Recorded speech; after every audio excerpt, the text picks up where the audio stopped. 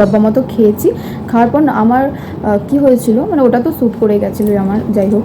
তো আমার প্রেগনেন্সিতে আমার সাথে যেগুলো যেগুলো হয়েছিল সেটা হচ্ছে আমার পা খুব ফুলে গেছিলো।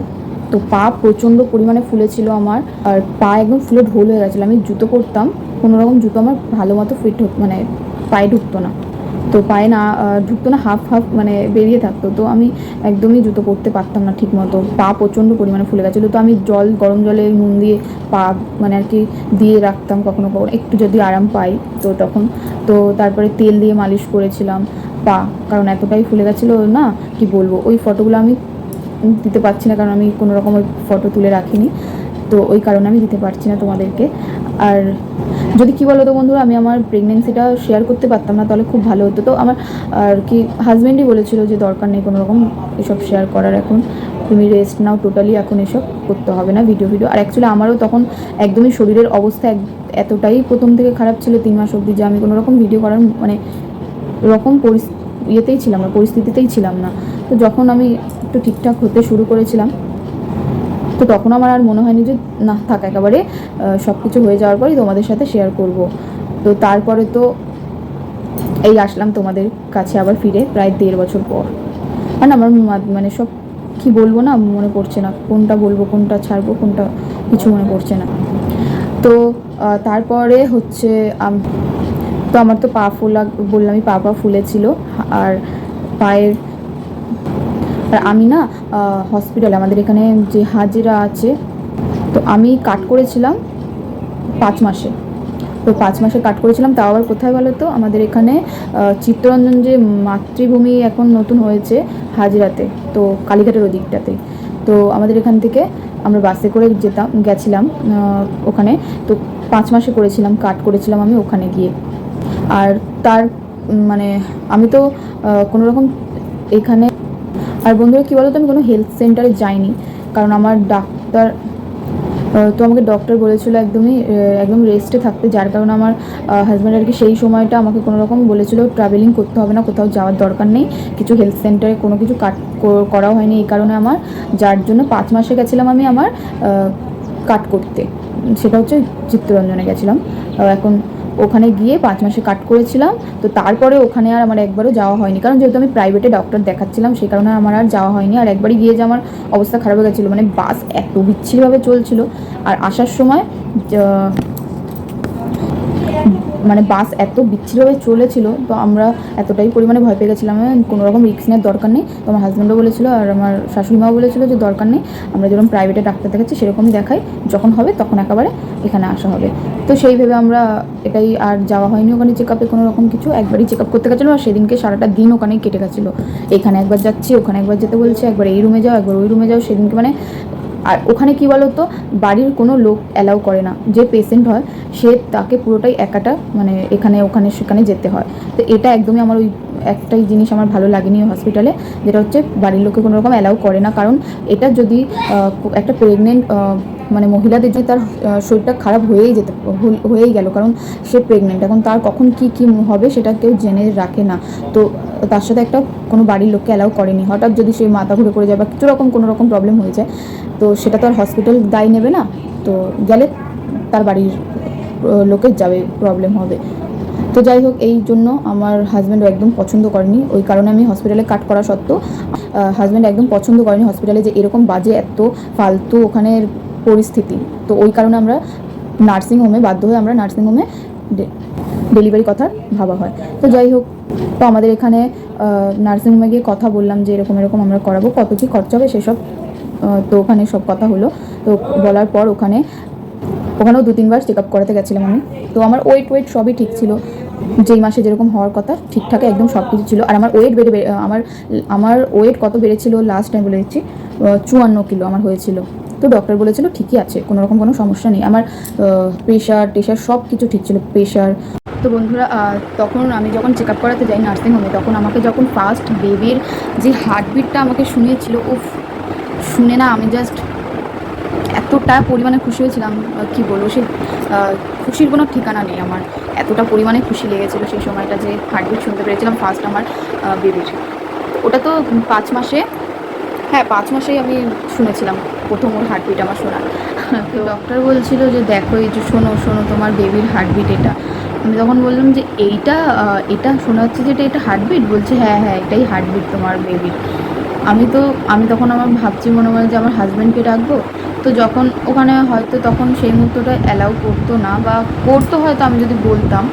তো ওরা বাইরে দাঁড়িয়েছিল আর আমাকে চেক আপ করতে নিয়ে গেছিলো যখন। তো তারপরে আমি যখন বাইরে এসে বললাম যে জানো, আমার হাজব্যান্ডকে বললাম যে জানো এরকম আমাকে হার্টবিট শুনেছে আমাকে এরকম বলছে। তো আমাকে তো একবার ডাকতে পারতে, আমিও শুনতাম। তো আমি বললাম যদি অ্যালাউ না করতো তখন, যদি বলতো যে না না, তো তখন আমরা চলে আসলাম। যাই হোক, ও তো খুব খুশি হয়েছিল, বলছে যে বারবার বলছে যে আমি যদি শুনতে পারতাম তাহলে আরও ভালো হতো, আরও ভালো লাগতো। তো আমরা বাড়ি চলে আসার পর তারপরে আবার কিছুদিন পর আবার যেতে হয়েছিল। আমাকে কিছু রিপোর্ট করতে দিয়েছিল, আল্ট্রাসাউন্ড করতে দিয়েছিল, যেটা হচ্ছে অ্যানিমাল স্ক্যান যেটা হয়। তো তো ম্যামের কাছে যখন আমি গেছিলাম তখন যখন লাস্ট আমাদের 5 মাসে, আমরা 5 মাসে যখন গেছিলাম চেক আপ করাতে, তখনই তো আমাকে হার্টবিটটা শুনিয়েছিল ডক্টর। তো তারপরে আমার কিছু রিপোর্ট করাতে দিয়েছিল, যেটা রিপোর্ট করানোর পর আবার বলেছিল ওনাকে রিপোর্টটা আর কি পাঠাতে, হোয়াটসঅ্যাপে পাঠালেও হয়ে যাবে, বা ওনাকে গিয়ে দেখালেও ভালো হতো। তো আমাদের বলেছিল যে হোয়াটসঅ্যাপে সেন্ড করতে। যে তো ফার্স্ট তখন ওই আল্ট্রাসাউন্ড করেছিলাম। আর আমাদের একটা দিয়েছিল আল্ট্রাসাউন্ড করতে, যেটা হচ্ছে রিপোর্ট করতে দিয়েছিল, সেটা হচ্ছে অ্যানোমালি স্ক্যান, যেটা 5 মাসে এখন দেয়। তো 5 মাসে অ্যানোমালি স্ক্যান দেয়। তো ওটা আমার না কী হয়েছিল, আমি যখন রিপোর্টটা করাতে গেছিলাম তখন আমার 5 মাসের একটু বেশি হয়ে গেছিলো সেই সময়। তো যার ফলে আমার যখন আর কি যে রিপোর্ট করছে, যে ডক্টর ভেতরে আল্ট্রাসাউন্ড করছে, সে মানে কোনো রকম এটা সম্ভব হয়ে উঠছিল না। যে আমি বুঝতে পারছি অনেকক্ষণ ধরে উনি দেখছে করছে, কোনো কিছু মানে হচ্ছে না। তো উনি তখন বলল যে তোমার অ্যানিমাল স্ক্যানটা হবে না, কারণ তোমার একটু বেশি সপ্তাহ বেশি হয়ে গেছে, যার ফলে তোমার অ্যানিমাল স্ক্যানটা হবে না। আর আমাকে ডক্টর বলেইছিল যে এটা কিন্তু 5 মাসের মধ্যেই 5 মাসেই করাতে হবে, এটা বেশি হয়ে গেলে কিন্তু হবে না। তো ওটা দেয় এখন কেন, যে বেবির সব কিছু ঠিকঠাক আছে কি না সেটা দেখার জন্য এই অ্যানিমাল স্ক্যানটা এখন করে দেয়। আগে হয়তো দিত কি জানি না, তবে এখন করে এই অ্যানিমাল স্ক্যানটা যেটা দেয়। তো ওটা আমার সত্যি কথা বলতে হয়নি। যখন আমি ডক্টরকে বললাম যে ম্যাম এরকম আমার হয়নি, আমি কি করব এখন, তো উনি বলল যে ঠিক আছে, ওটা যেগুলো সম্ভব হয়নি। উনি এতটাই পরিমাণে ভালো মানুষ, সাথে সাথে একটা বলল যে আমার ডক্টরকে ফোন করে বলো যে এরকম এটা সম্ভব হচ্ছে না, তো কি করব। তো উনি নর্মাল আল্ট্রাসাউন্ড করতে দিল। তো তখন আমার ওইটা হলো না, আর এমনি নর্মাল স্ক্যানটা হলো। মানে নর্মাল হওয়ার পর ডক্টরকে যখন আমি বললাম যে সব ঠিক আছে তো ডক্টর, তো উনি এমন একটা কথা বলে উঠলো যেটা শুনে আমি একদমই খুশি হইনি। একদমই আমার সেই মুহূর্তটা একদম ওনার উপর একটু রাগ মতো হয়ে গেছিলো, যে এটা কি করে বলতে পারে।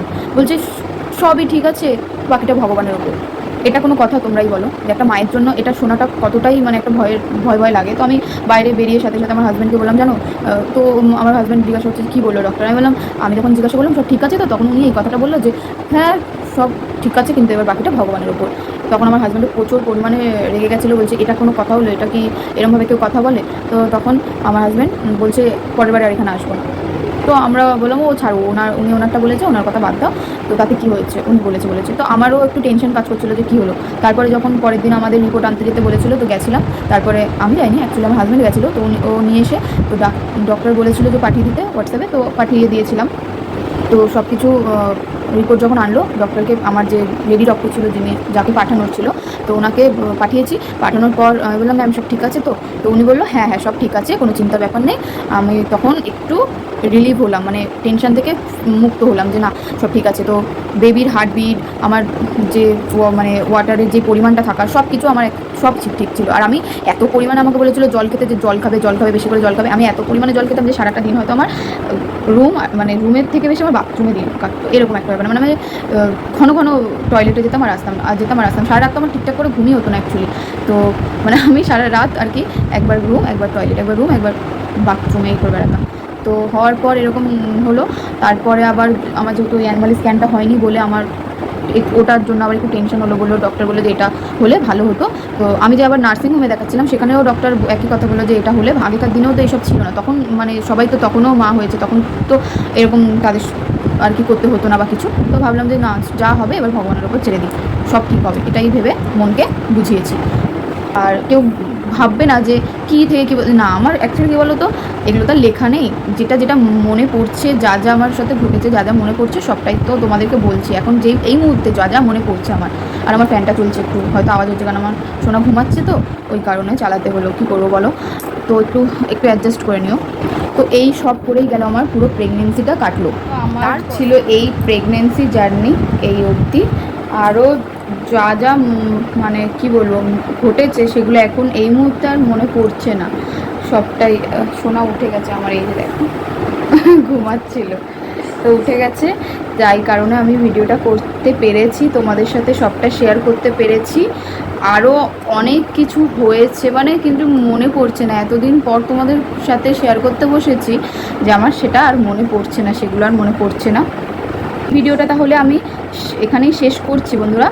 তো নেক্সট ভিডিওতে আমি তোমাদেরকে আমার ডেলিভারির যে স্টোরিটা সেটা শেয়ার করব। তো সেই দিনটা আমার কাছে কীরম কেটেছিল বা কীরম ছিল শুরু থেকে সবটাই বলবো, সবটাই তোমাদের সাথে শেয়ার করব, যতটুকু যা মনে থাকবে, যেমন বললাম এখন, তো সবটা সেভাবে শেয়ার করব। আর এই ভিডিওটা তাহলে আমি এখানেই শেষ করছি, প্রথম থেকে একদম লাস্ট অবধি যা যা হয়েছে। আমি তো তোমাদেরকে বললামই এই 5 মাস, তারপর 6 মাস, এরম করে তো আর বলতে পারিনি, পুরো আমি তোমাদেরকে এরমভাবেই মানে যা যা মনে ছিল সবটাই বললাম। তো তোমাদের যদি ভিডিওটা ভালো লেগে থাকে অবশ্যই একটা লাইক করে দিও। আর ভালো লাগলে, যদি আমার ভিডিওটা ভালো লেগে থাকে আর আমাকে ভালো লেগে থাকে, আমার চ্যানেলটা প্লিজ সাবস্ক্রাইব করে দিও, পাশে থেকেও। ছবিটা শেয়ার করবো, ডেলিভারি দিনটা শেয়ার করবো, তার জন্য আমার চ্যানেলটা অবশ্যই সাবস্ক্রাইব করতে হবে। তো আজকের মতো টাটা, দেখা হবে আবার অন্য একটা ভিডিওতে এরকমই সুন্দর করে। টাটা, এই যে আমার শোনা, টাটা করে দাও, tata, love you all, tata tata.